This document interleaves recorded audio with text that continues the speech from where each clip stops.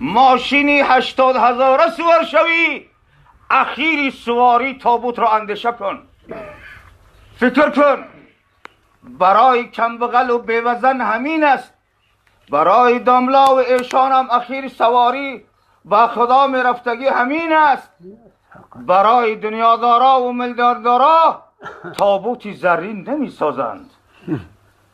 برای آنها تابوتی طلایی نمی سازند. برای رئیسا و میلیونیرها تابوتی زرین نمی سازند. او را هم در بالای همی دست و پاشو میبندند، دهنش میبندند به سیزا.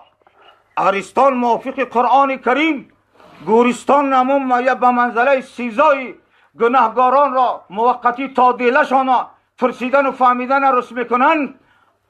مقبره 4 چیمش میزنن، میگن اینجا سیزای موقتی، فردا قیامت محشر به دیله و به نام و دفتر